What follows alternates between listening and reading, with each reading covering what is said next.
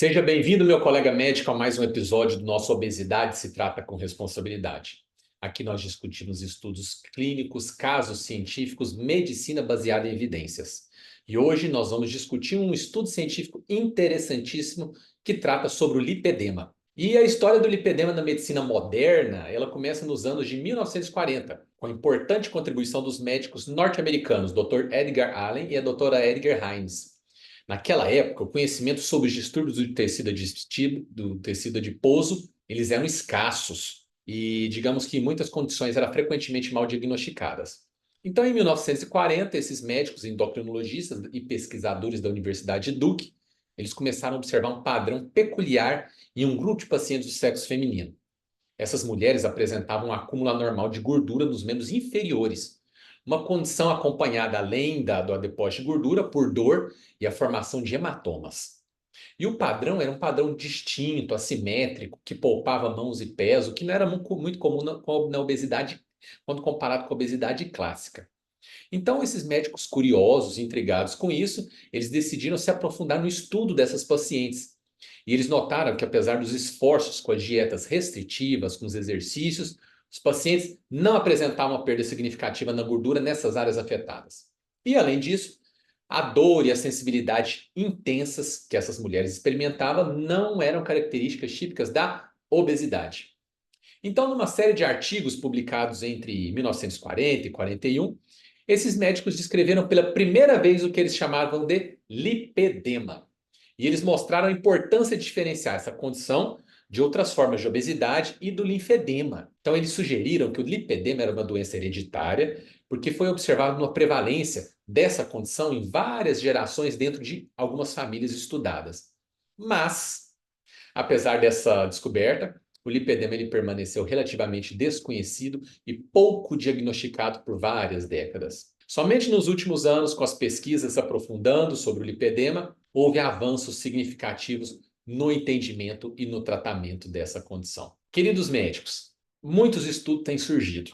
Até recentemente, o lipedema era tratado como uma insuficiência vascular, como obesidade, mas muito se mudou nos últimos anos. E hoje a gente vai iniciar uma série de discussões aqui sobre o lipedema para nos mantermos atualizados, para conseguir fornecer diagnósticos corretos e, portanto, tratamentos adequados para os nossos pacientes. Eu vou compartilhar a tela com vocês.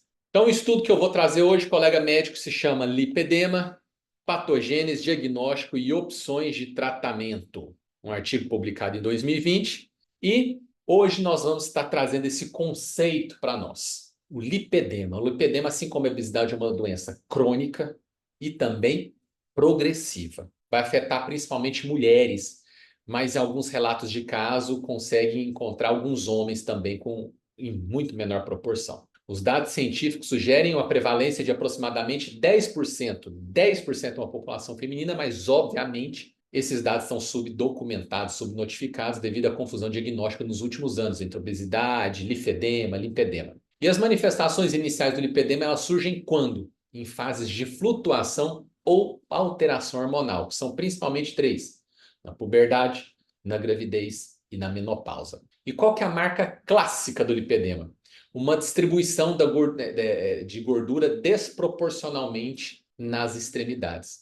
Ou seja, uma distribuição desproporcional de gordura nas extremidades. São aquelas pacientes que têm as pernas com gordura de uma maneira desproporcional, umas ondulações, mas que acometem simetricamente, ou seja, os dois membros.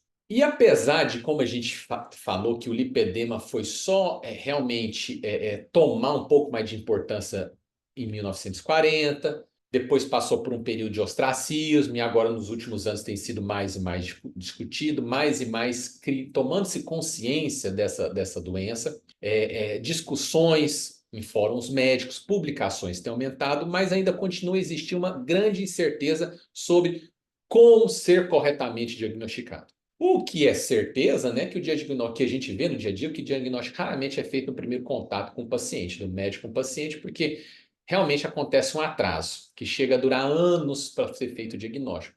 Muitas vezes é confundido com obesidade, às vezes propõe-se métodos de tratamento para obesidade não efetivos, vai carregando, então, esse lipedema durante muitos e muitos anos sem a resolução. O estudo de hoje, como é que aconteceu? Foram feitas uma pesquisa nas publicações sobre lipedema em base de dados, no Medline, através do PubMed, na Web Science, na Cochrane, e usou palavras-chave como lipedema, lipomatose simétrica múltipla em muitos artigos publicados em inglês ou em alemão até fevereiro de 2020. E os critérios diagnósticos que a gente vai ver nesse slide são: não existe um protocolo ainda. Esse aqui são as principais manifestações clínicas que são encontradas no lipedema, mas claro que possibilitam diagnóstico. Mas algo protocolar, falando tem que ter esse critério, isso ainda não existe. Então vamos lá. Critério diagnóstico: hipertrofia do tecido gorduroso bilateral. Isso é importante saber que é bilateral. Por quê? Porque um membro muito mais aumentado que o outro dificilmente é lipedema. Ele é bilateral. Simétrico e desproporcional. Simétrico é porque se o de um lado está pegando coxa, do outro também está. Se de um lado pega coxa e panturrilha, o outro também coxa e panturrilha, mas é desproporcional. Não fica uma pele lisinha, formam-se ondulações na pele do paciente. Pode se formar. Preserva a mão e pés, que é o fenômeno do punho. Então, aqui vem aquela perna aumentada e lá no tornozelo sofre um afilamento, que é o chamado fenômeno de punho. E envolve aproximadamente 30% dos braços. O principal acometimento é de glúteo, coxa, mas também pode acometer braços. O sinal de Stemmer é negativo. O que é o sinal de Stemmer? O sinal de Stemmer é quando vai lá no segundo dedo do pé e faz uma pinça sobre ele. Se o examinador consegue pinçar, o sinal de Stemmer ele é negativo. E quando é que o sinal de Stemmer é positivo? Quando vai lá, tenta pinçar, o dedo está tão roliço, gordo, não consegue fazer a pinça. Aí é sinal de Stemmer positivo, que é característico do linfedema. Sensação de peso e tensão nos membros afetados, dor à pressão ao toque, tendência a formar hematomas sem causa aparente. A gente vê muito isso, às vezes, nas pacientes. Formam-se hematomas nas pernas e pergunta para ela, onde que isso aconteceu? Bateu em algum lugar? Não, não aconteceu nada. Muitas vezes surge aquela questão, deve ter sido enquanto eu dormia. Então, aparecimento espontâneo de hematomas pela fragilidade vascular, a gente vai falar sobre isso.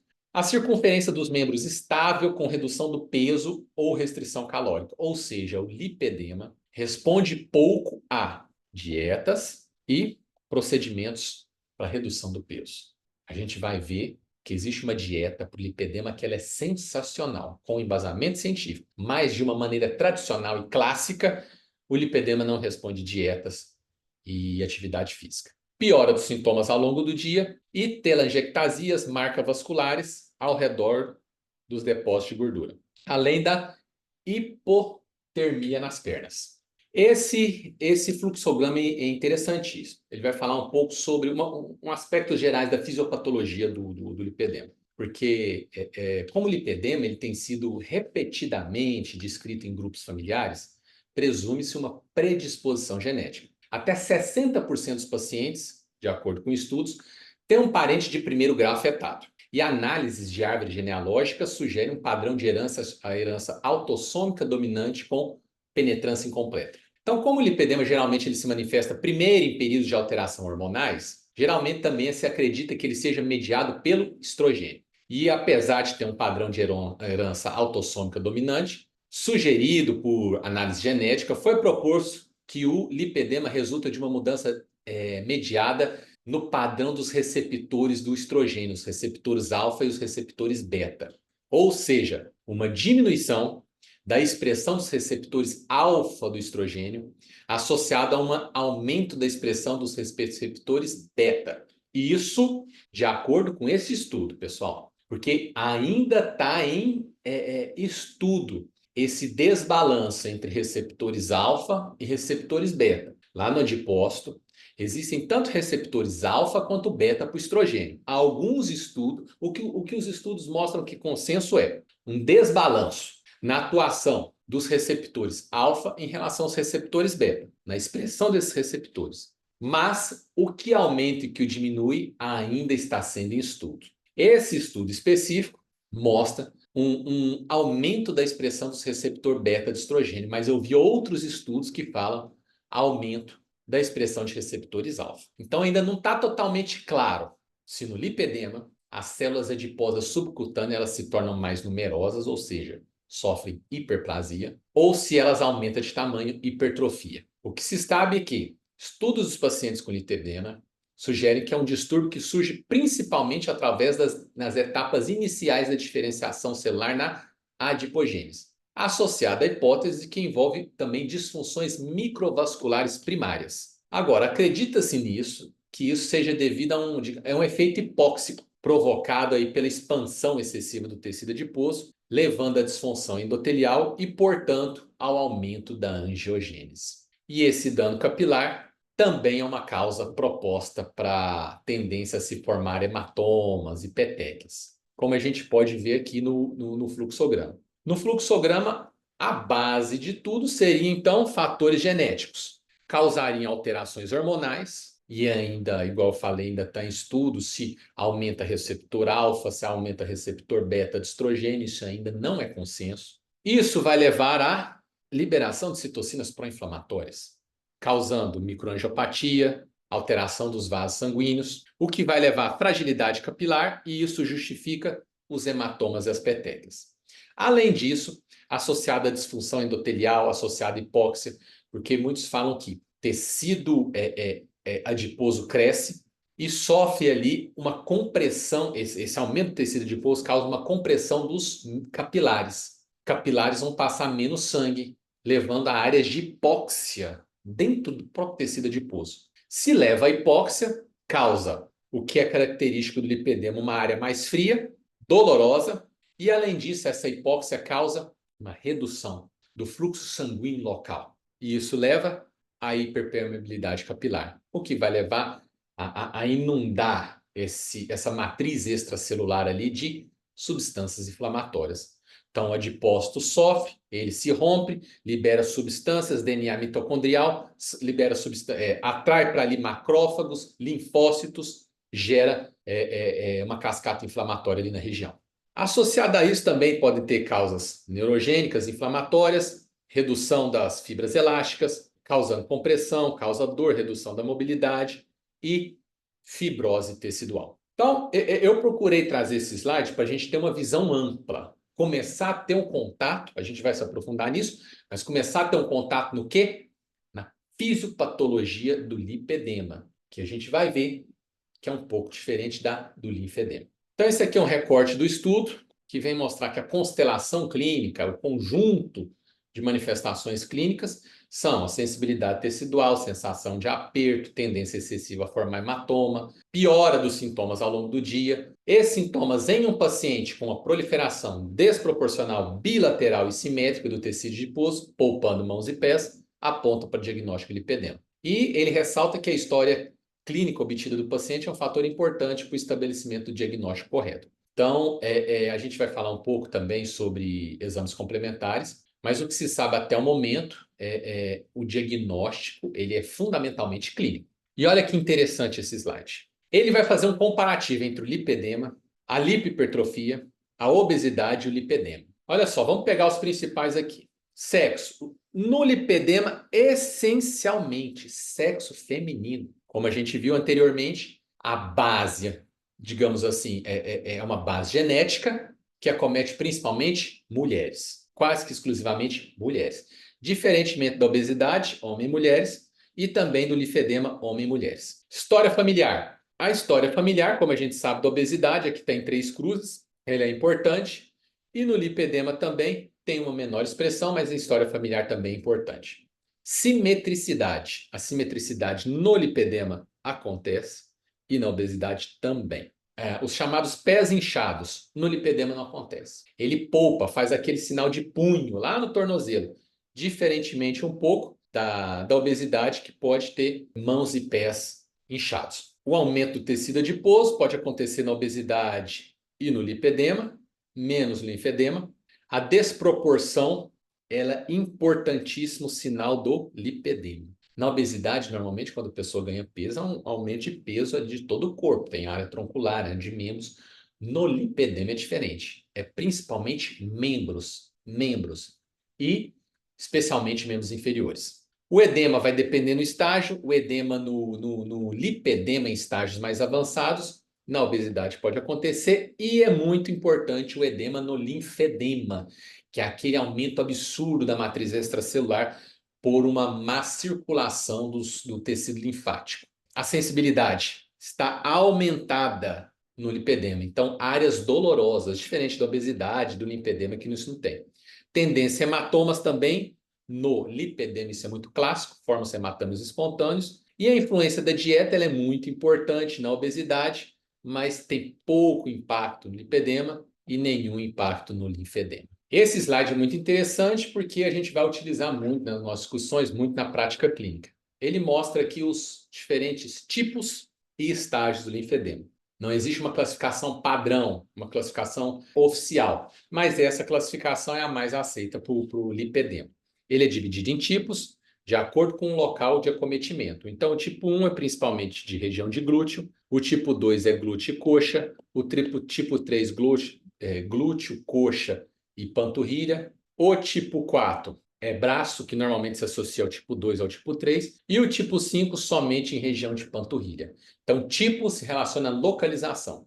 E os estágios se relacionam a grau evolutivo. Estágio tipo 1 é interessante porque os estudos científicos falam que parece um saco de feijão cheio. Você olha normalmente o plástico do saco de feijão a longa distância, está liso. Mas uma palpação mais minuciosa, você vê pequenas nodulações. Esse é o tipo 1 do lipedema. O lipedema, então, tem uma pele lisa, às vezes com um pouquinho aumentado de tamanho, mas você vai sentir melhor uma palpação bem minuciosa, as nodulações da gordura inflamada, que é característico do lipedema. O estágio 2, que já mostra nodulações visíveis, aumento maior de volume, e o tipo 3, que vai mostrar a queda do tecido. Você vê que o tecido cai pelos lados. Sobre exames complementares diagnósticos, não existe um padrão que deve ser pedido ou não. O que se sabe até o momento, não existe um protocolo, mas que eles vêm no segundo momento. Diagnóstico é fundamentalmente clínico, mas pode ser solicitado também, por exemplo, ultrassonografia de partes moles. Vai mostrar espessamento do tecido subcutâneo. No lipedema é gordura, e a gordura no ultrassom ela é hiperecóica, diferente do linfedema. O linfedema é um infiltrado predominantemente líquido, então a imagem vai ser anecoica.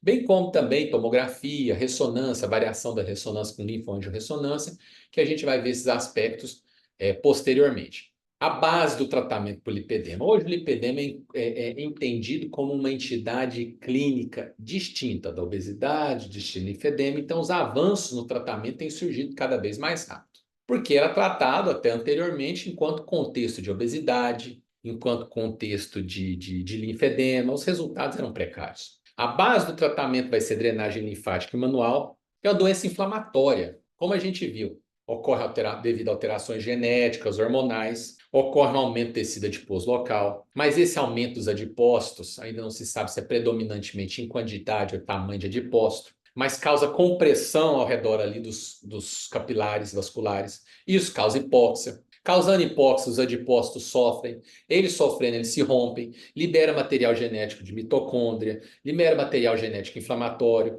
atrai para ali macrófago, atrai para ali cascata inflamatória, vai causar com o tempo o quê? Inflamação de baixo grau naquela região, vai causar alteração da matriz extracelular. Tudo isso com o estímulo importante dessa região, através de drenagem linfática, estimula a circulação ali, para reduzir aquele processo hipóxico bem irregular na região, ajuda muito no tratamento. Terapia de compressão com malha, feita sob medida, principalmente meios de compressão de médio a compressões mais intensas. Fisioterapia e terapia por exercício, nós vamos falar sobre isso. Terapia psicossocial, o paciente tem que entender que, assim como obesidade, assim como hipertensão, assim como diabetes, o lipedema é uma entidade clínica, uma doença. Falar em cura é muito preciosismo. E aqui eu estou amenizando, falando que é preciosismo. Não se deve falar em cura, se deve falar em controle. Controle. O lipedema tem controle e hoje tem tratamentos excelentes para o controle do lipedema. Aconselhamento dietético e controle do peso. Na próximo encontro nosso eu vou estar falando sobre uma dieta maravilhosa que o lipedema responde muito bem. e o controle do peso também. E educação do paciente sobre autogestão, sobre autocuidado, cuidado com membros inferiores, cuidado no trabalho, cuidado com as atividades físicas. Recortes do estudo. Pacientes com lipedema apresentam risco aumentado de desenvolver obesidade mórbida. Por outro lado, o excesso de peso agrava as manifestações do lipedema. Então, um retroalimenta o outro. Então, quem tem lipedema tem maior predisposição a ter obesidade. A obesidade piora as manifestações do lipedema. No tratamento, tem que enxergar o paciente como um todo. E as abordagens dietéticas atuais geralmente se baseiam em dados empíricos, são projetados para reduzir o peso corporal por meio de nutrição hipocalórica, inibição da inflamação sistêmica com componentes antioxidantes, anti-inflamatórios e remoção de fluidos. Hoje, tem estudos científicos que mostram, e eu vou estar trazendo isso na próxima discussão nossa, uma dieta sensacional, que é a dieta atualmente com comprovação científica que traz maiores benefícios para o controle do lipedema. A drenagem linfática manual, a terapia compressiva, a terapia por exercícios. E exercícios, eu preciso falar aqui, que são exercícios sem impacto. Sem impacto. Melhor atividade física para quem tem lipedema é a bicicleta, tanto pelo estímulo cardio, quanto pela ausência do impacto. Exercícios de impacto, corrida, jumping, é muito ruim, porque quando o paciente bate com o membro no chão, ocorre uma desaceleração brusca e todo aquele tecido mole, ele desce. E esse impacto mecânico piora muito o processo inflamatório local. E os cuidados com a pele são os pilares da terapia descongestiva complexa. Se os sintomas persistirem e prejudicarem a qualidade de vida do paciente, apesar do manejo conservador adequado, a indicação potencial de lipoaspiração deve ser avaliada. A gente vai ver aqui, esse aqui. Então, esse aqui é um protocolo de acolhimento do paciente. Desde o primeiro momento que o paciente procura um médico generalista, um médico da atenção primária, até o momento de ver se vai resolver com tratamento clínico ou se tentar um outro tipo de abordagem. Então, olha só, vamos ampliar a primeira parte desse protocolo. Na primeira parte desse protocolo, então, é um protocolo, digamos, geral, em que o paciente tem um aumento doloroso das pernas, uma desproporção do tamanho dos membros, ou seja, aquelas membros inferiores muito grandes em relação ao restante do corpo. A investigação inicial é dada pelo médico da atenção primária. Ali vai pedir rotina de exames gerais, vai pedir função hepática, eletrólitos, função renal, exames tiroidianos, escolher uma história pessoal, familiar, fazer exames físicos completos. E se mesmo assim houver suspeita do lipedema, ele encaminha para um médico especialista. Muitos cirurgiões vasculares, médico que sabe tratar o lipedema.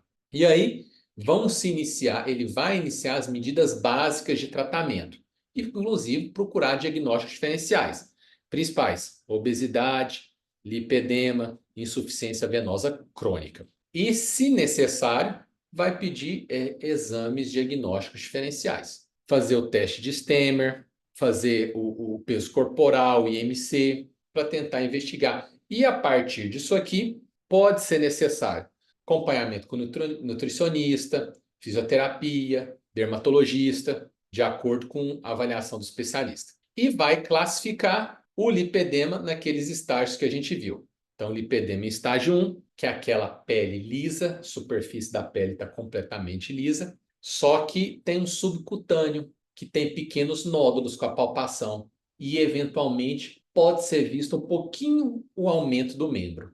No estágio 2, a superfície da pele já está um pouco nodulada. Você já consegue ver visivelmente, né, nódulos subcutâneos. Nesse grau, já pode ter uma fibrose já de moderada a severa. E no estágio 3, existe uma queda do tecido, um aumento importante da extremidade, fica desfigurante, fica bastante alterado, muito endurecido, macronodulações, e eventualmente pode ter o linfedema associado. E aí, vindo para a segunda parte aqui do protocolo, nessa segunda parte do protocolo tem as medidas básicas, que é a adaptação do paciente, estilo de vida, atividade física, cuidados com a pele, a dieta. E aí entra aqui tudo aquilo que a gente já conversou anteriormente, que são as meias de compressão, terapia de compressão intermitente, a dieta, perda do peso. E esse processo todo clínico, o que é importante aqui? Por 6 meses. Depois desses 6 meses, Aí sim, se não atingir os resultados desejados, se o paciente realmente não teve alívio dos sintomas, aquela sensação de peso, de dor, aí precisa passar para um próximo passo, que é tentar uma avaliação de um cirurgião plástico, de lipoaspiração, para o controle dos sintomas do lipedema. Querido médico, de acordo com esse estudo e juntamente com ele, outros estudos têm surgido. Outras investigações têm surgido. O lipedema tem sofrido agora, nesse momento, uma avalanche de estudos científicos. E ainda tem muitas situações envolvidas aqui que a gente não discutiu hoje. Muitas situações. Eu vou estar trazendo nas próximas semanas trabalhos e estudos cada vez mais aprofundados sobre lipedema. Porque, de uma maneira geral, aqui é para a gente ter o primeiro contato com essa entidade clínica. Mas muita coisa tem surgido. Os tratamentos, a evolução tem sido muito grande nos últimos anos. E isso, em parte, principalmente, digamos assim, pelo conhecimento que a população e a curiosidade que a população tem tido em relação a isso. E isso a gente vê discussões em redes sociais, em mídias. Então, a ciência realmente hoje entende que lipedema é uma doença, que não é linfedema, nem obesidade, e foi tratada durante muitos anos enquanto obesidade, enquanto lipedema. Então, os resultados, digamos dessa forma, até vários anos atrás, os resultados eram pífios, eram muito pequenos, porque estava sendo tratado como se fosse uma outra entidade clínica.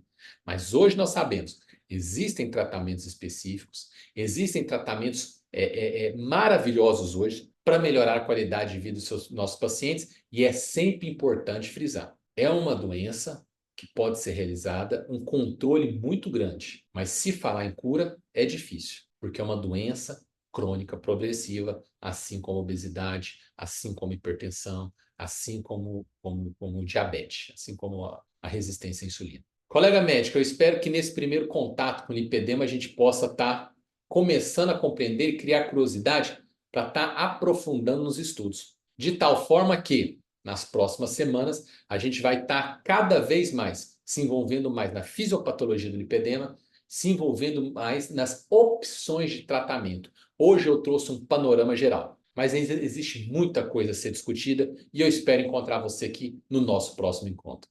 Um grande abraço, colega médico. Se você tem gostado aqui do conteúdo, se você tem gostado aqui das discussões, deixa um like, deixa um comentário, deixa a tua sugestão, a tua opinião importante para a gente estar fortalecendo aqui esse espaço em que a gente trata a medicina baseada em evidências, baseada em estudos científicos. Um grande abraço.